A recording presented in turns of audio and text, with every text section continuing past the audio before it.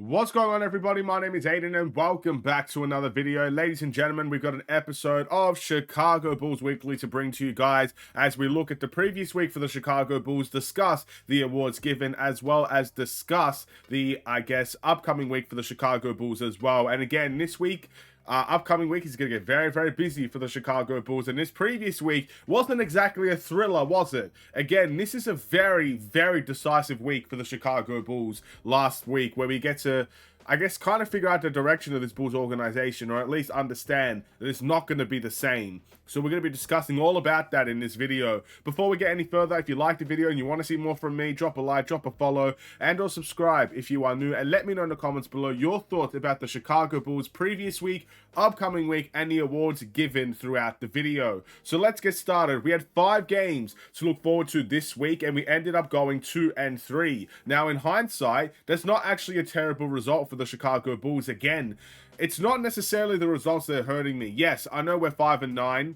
Yes, I know that's not good. And I know we're, at this point, not even going to make the playing tournament. I get all of that. That all is very disappointing, and it does feel like it's only going to get worse from here, right? Especially knowing that a lot of these players have checked out, as well as some people are on the verge of leaving the Chicago Bulls. So we don't know if it's going to get any better or worse than this. We truly don't know.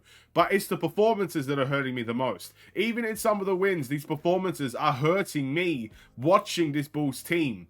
And fair enough if it's the odd performance. For example, there's one game against Orlando that really upset me. It's actually the first game that we had against Orlando. We'll talk about it a little bit later. But if that was the odd occasion, fair enough. Everybody has an off night. Everybody has a bad game. Maybe everybody doesn't come into the game ready to play. It seems like that happens around the NBA in general. You can see the best of the best teams get wiped off the floor in certain games in the NBA. It happens, right?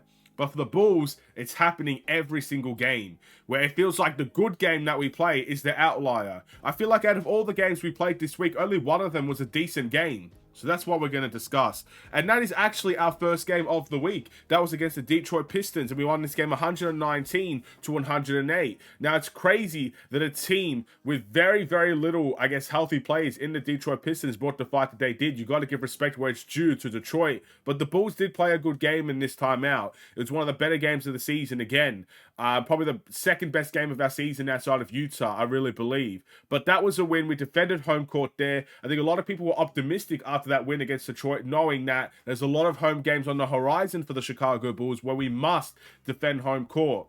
Unfortunately, things really get downhill from there. The Bucks game, back-to-back destruction, 118-109. You might look at that game and say 9 points. That's not bad at all. In fact, the Bulls showed they have a competitive spirit about them. No, I'm not accepting that. If you watch the game, you know the problems there. So many problems all the time. This is one of those games where Zach LaVine just simply did not show up until the fourth quarter. And there's a couple of those games in there for Zach LaVine, unfortunately. But again, it's a whole team issue. The lack of fight, the lack of aggression. We were pretty much second every single night to every single stat to the Milwaukee Bucks. And that was expected, to be fair. But when a guy like Damian Lillard struggled as much as he did, we actually did a very good job defending Damian Lillard. Everybody else seems to have stepped up to the plate. Everybody else seemed to take initiative. Whereas with the Bulls, again, nothing really in that case. The next game, against the Orlando Magic. This was a home game, not even an in-season tournament game. Just a regular game against the Orlando Magic. We lost this game 96-94. Again, a terrible start to the game. Fought all the way back just to lose in devastating fashion to a Paolo Banchero fadeaway mid-range shot, and a lot of debate has been going on about that shot. Apparently the umpires or the refs got it wrong. I don't care. The fact of the matter is, it's a disastrous performance that ended in the right outcome in my eyes. We would have been lucky to steal that win against the Orlando Magic, and unfortunately luck doesn't always favor the teams that don't want to try hard enough. It's as simple as that. We did end up losing that game, and that was the rightful outcome, and we got to take that on the chin. Miserable start to the game once again. Guys not really contributing until the fourth quarter. Again, Zach LaVine, the guy I'm looking at here. This game was so poor that I don't think I've ever, maybe the next game against Orlando, to be fair, I don't think I've ever reacted so poorly to a game in my life than that game. And I'm doing watch-alongs to these games. They're miserable to watch. But this was also a game where we knew the outcome of what was going to happen in the future already. This right before this game, the whole Zach LaVine saga really started to steer up. The Shams report came out about the Bulls wanting to keep DeMar DeRozan, but Zach wants a trade, and the Bulls want to trade him, and stuff of that nature. So things started to open up from that perspective. So I didn't come into that game necessarily furious. I came into this game more asking questions than really watching the game. But this game was downright brutal, and I don't want anyone to say otherwise. It was a horrible game.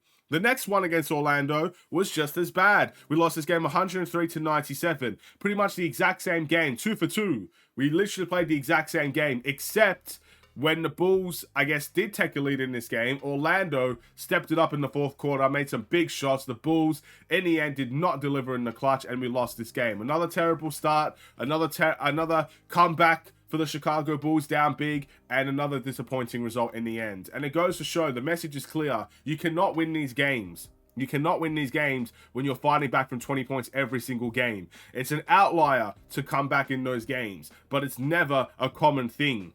But speaking of outliers, against the Miami Heat, we did exactly that. We versed the Miami Heat in the first time around, and we won this game 102-97. Again, the exact same game.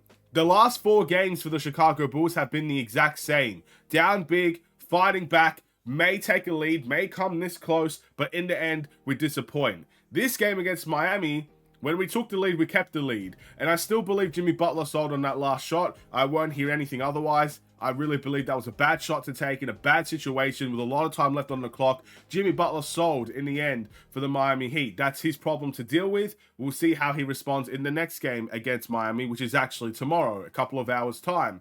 Whatever the case may be, he sold, we took advantage of that. So that was our week for the Chicago Bulls. Now I'm going to quickly go through the awards because I'll be honest, no one deserves awards this week for the performances, but I feel like it's only fair that we do give the awards. The most improved, I think this is the one I'm going to rule out because I feel like everybody is involved in this category. I think it would be an absolute disgrace to target out one person in a team pile of absolute nonsense this entire week. From the starters to the bench, everybody underperformed this week in one way, form, or fashion. So it'd be naive and foolish of me to pick one person out of the pile where everybody needs to be selected. It's as simple as that. So everybody is the must improve in my eyes.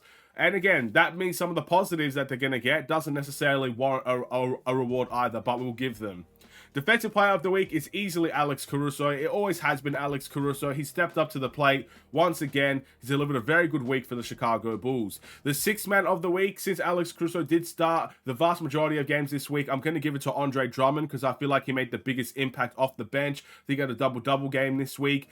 Did solid stuff rebounding-wise. And again, he's brought us in a lot of close competitive games off the bench. So I would say it would be him for Sixth Man of the Week. And the Player of the Week, it's between Alex Caruso and DeMar DeRozan for me. I'm going to pick DeMar DeRozan because I picked Alex Caruso last week. But again, it's a toss-up. Flip the coin. Whoever you get, that's who it is. That's kind of how I feel about the Player of the Week. But let's be honest, this whole team doesn't deserve awards. And if we keep seeing performances like this, I may not give them awards next week. So better performances would be nice if you want to see this Bulls team win. Or if you just don't care and you want this Bulls team to lose. And I guess keep on playing the way that you're playing.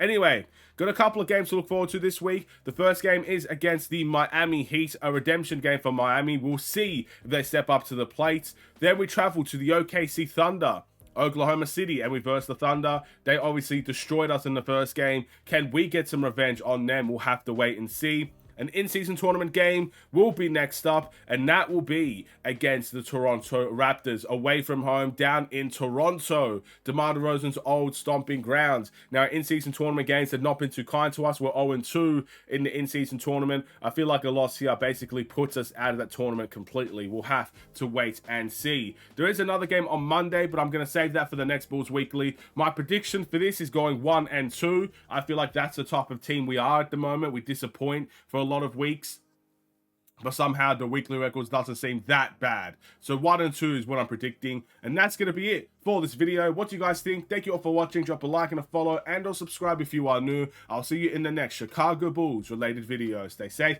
stay healthy, and stay tuned for more. Take care and peace.